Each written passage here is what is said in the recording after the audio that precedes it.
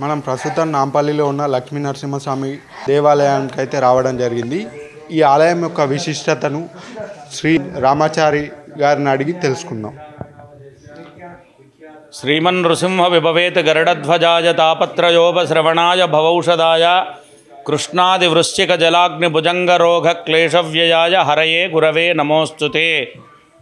నాంపల్లి శ్రీ వేములవాడ పార్వతీ రాజరాజేశ్వర స్వామి యొక్క దక్షిణ కాశిగా పేరువాంచినటువంటి యొక్క ఆలయానికి నాంపల్లి గుట్ట శ్రీ లక్ష్మీ నృసింహస్వామి యొక్క దేవాలయం కలదు.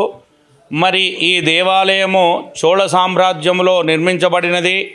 మరి అప్పుడు పుత్ర సంతానం లేక రాజరాజ నరేంద్రుడు రత్నాంగిదేవి అనేకమైనట్టు దేవాలయాలు సందర్శించుచు ఈ నాంపల్లి గుట్టకు వచ్చి ఇక్కడ ఆంజనేయ స్వామికి గుండుకు మరి ఉన్నారు కాబట్టి వారు దీక్ష బట్టి వాళ్ళు చెప్పడం జరుగుతుంది. మరి అప్పుడు నమనాట సిద్ధులు అనేటి వాళ్ళు నరులకు కనిపించకుండా సొరంగ మార్గం గుండా వచ్చి నిత్య ఆరాధన జరిపిస్తురు. మరి అప్పుడు అప్పుడు నమనాట సిద్ధులు మరి అప్పుడు వచ్చి ఇక్కడ స్వామివారి నిత్య ఆరాధన జరిపిస్తురు.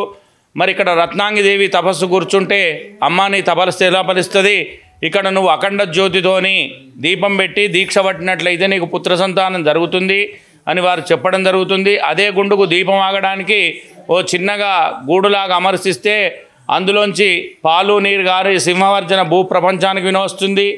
మళ్ళీ అప్పుడు నమనాట సిద్ధులు వచ్చి స్వామి నువ్వు ఇక్కడ ఏ స్వామివై నువ్వు వెలిసినావు, మీకు మేము ఏ ఆరాధన మేము జరిపించాలి అని చెప్పడం జరుగుతుంది. మరి అప్పుడు లక్ష్మీ సమేతుండయ్యి లక్ష్మీ నరసింహస్వామిగా ఇక్కడ ఈ యొక్క స్వామివారు వెలిసిన దేవుడు కాబట్టి ఇదంతా ఒక నాగుంబం ఆకారంలో ఈ గుట్ట ఉంటుంది. ఈ శేషము అంటే స్వామి యొక్క పడిగకు ఇక్కడ స్వామివారు వెలిసిన దేవుడు. మరి ఆ రత్నాంగిదేవికి పుత్ర సంతానం కూడా జరుగుతుంది. సారంగధరుడనే కొడుకు పుడుతున్నాడు. మరి అప్పటి నుంచి ఈ లక్ష్మీ నరసింహస్వామికి సంతాన నరసింహస్వామిగా మరి విరాజిల్లుతున్నాడు. ఎవరైనాను పుత్ర సంతానం లేక వారు ఇక్కడ వచ్చి మరి ముడుపు కట్టి ఆ స్వామికి నమస్కారం చేసి తండ్రి మాకు ఇక్కడ కోరమీసాలు కొడుకునిచ్చినట్లయితే నీకు పట్టెనామాలు కోరమీసాలు మేము సమర్పించుకొని ఓడిబియ్యం సమర్పించుకొని వెళుతాం స్వామి అని చెప్పి మొక్కడం జరుగుతుంది. మరి దాని ప్రకారంగానే కోరిన కోరికలు నెరవేర్చుకుంటూ కొంగు బంగారంగా ఆ లక్ష్మీ సమేతుండై ఈ లక్ష్మీ నరసింహస్వామి విరాజిల్లుతున్నాడు. గత 2000 సంవత్సరంలో దీని ఆదాయం 50,000 ఉండే. మరి ఇప్పుడు 2023 నాటికి దాదాపు 3 కోట్ల రూపాయల ఆదాయంతో విరాజిల్లుతుంది. మరి వేములవాడ కార్యనిర్వహణాధికారి గారు మరి దీనికి కృషి చేయించి దీనికి మన ఘాట్ రోడ్స్ కానీ ఐమైస్ లైట్స్ కానీ ఇదంతా ఏర్పాటు చేయడం జరిగింది. మరి అప్పుడు కేంద్ర మంత్రి విద్యాసాగర్ హోంశాఖ సహాయ మంత్రి గారు కేంద్ర మంత్రి విద్యాసాగర్ రావు గారు ఉన్నప్పుడు ఇక్కడ కాళీయమర్ధనం అనేది ఒకటి ఏర్పాటు చేశారు. దానిలో భక్త ప్రహ్లాదుడు పుట్టినప్పటి నుండి హిరణ్యకశ్యపుని సంవరించేదాకా విగ్రహాలు. మరి అందులో సంతాన నాగలక్ష్మిగా మరి అక్కడ అమ్మవారు కూడా చాలామంది మొక్కిపోతే వారికి కూడా పుత్ర సంతానం జరుగుతుంది. నాగదోషాలు పోవడానికి మరి అక్కడ అభిషేకాలు జరిపించుకుంటున్నారు. మరి ఇక్కడ స్వామివారికి వైశాఖ మాసములో వృషభే స్వాతి నక్షత్రే చతుర్దశ్యాయాం శుభేదినే సంధ్యాకాలే నతేయుక్తే స్తంభోద్భూతం మృకేసరి. స్వామివారు ఇక్కడ వైశాఖ మాసములో వృషభ లగ్నములో స్వాతి నక్షత్రములో చతుర్దశి నాడు మరి ఇక్కడ ఉద్భవించారు కాబట్టి దాన్ని పునస్కరించుకుంటూ మరి ఇక్కడ లక్ష్మీ సమేతుని యొక్క వారి కళ్యాణ మహోత్సవము మరి ఆ నృసింహ జయంతి నాడు జరిపించబడుతుంది.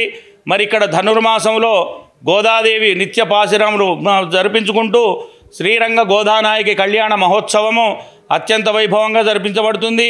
మరి అందులోనే గోకులాష్టమని ఆండాలు తిరునక్షత్రమని కొన్ని ఉత్సవాలు జరుగుతున్నాయి.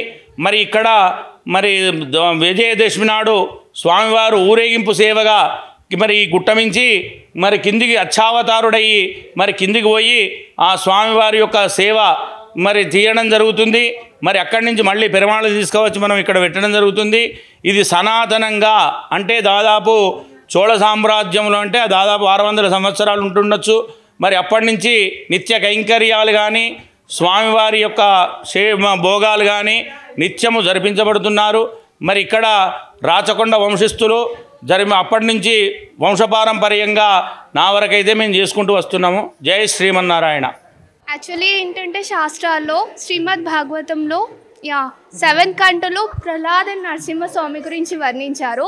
ఇక్కడ సరౌండింగ్లో కరీంనగర్లో ఎక్కడ కూడా నరసింహస్వామి టెంపుల్ లేదు.